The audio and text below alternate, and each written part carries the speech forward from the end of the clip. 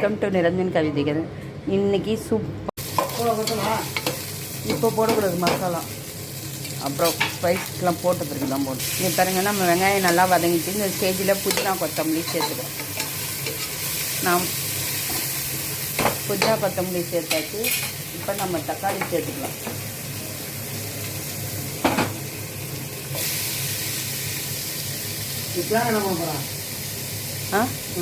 தேங்காய் நோண்டி வைக்கணும்.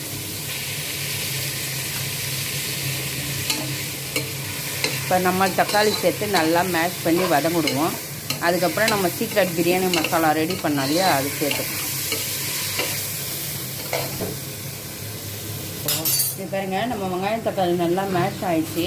இப்போ நம்ம பிரியாணி மசாலா போட போகிறோம். நம்ம மற்ற பிரியாணி மாதிரி இருக்காது. நம்ம வெஜ் பிரியாணி வந்து திண்டுக்கல் ஸ்டைலில் இருக்கும். இன்னும் ஒரு அரிசி. இப்போ நமக்கு இதுக்கு எதுக்குமே பச்சை மிளகா சேர்க்கல, அதுதான் ஹைலைட்டு. பச்சை மிளகா சேர்க்காம தான் வெஜ் பிரியாணி செய்கிறோம். இப்போ பாருங்கள், நம்ம காய்கறி சேர்த்துக்கிறோம். நம்ம இதுக்கு நான் தயிர் சேர்க்கல, ஏன்னா நான் வந்து தேங்காய் பால் சேர்க்க போகிறேன்றதுனால இது தயிர் சேர்க்கல.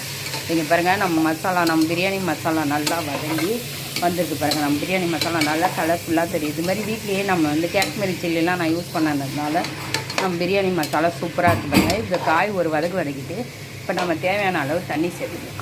இப்போ இதில் மொச்சக்கட்டை, கேரட்டு, பீட்ரூட்டு எல்லா காய்கறியும் சேர்த்துருக்கேன். இங்கே பாருங்கள், நம்ம 3 டம்ளர் அளவுக்கு நான் 4 டம்ளர் அளவுக்கு தேங்காய் பால் சேர்த்துருக்கேன். ஏன்னா 2.5 டம்ளர் பாஸ்மதி அரிசி போட போகிறேன்.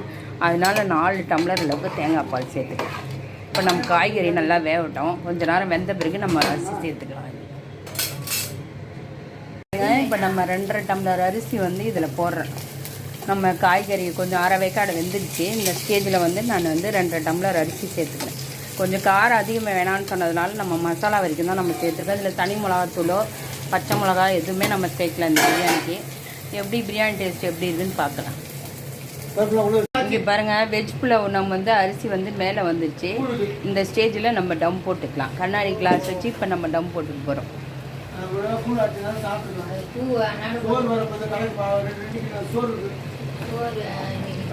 பாருங்க, சூப்பரான நம்ம தேங்காய் பால் வெஜ் புலாவ் சூப்பராக ரெடி ஆகிடுச்சு பாருங்கள். இன்னும் கொஞ்ச நேரம் இருந்தால் நம்ம தேங்காய் பால் வெஜ் புலாவ் ரெடி ஆகிடும். இங்கே பாருங்கள், உதிராக செம்ம டேஸ்ட்டாக ரெடி ஆகிடுச்சு. நம்மளோட மசாலா மட்டும்தான் போட்டிருக்கேன். இதேமாரி மசாலா கடையில் வாங்காமல் நம்மளே வீட்லேயே பண்ணி ஹெல்த்தியாக சாப்பிடுங்க, ஹெல்த்தியாக இருங்க. சூப்பரான நம்ம வெஜ் புலாவ் ரெடி ஆகிடுச்சு. இதில் நெய் எதுவுமே நான் சேர்க்கல, இருந்தாலுமே நம்ம வெஜ் புலாவ் டேஸ்ட்டாக சூப்பராக இருக்குது. நான் சாப்பிட்டு பார்த்துட்டு தான் சொல்கிறேன், நல்லாயிருக்கு.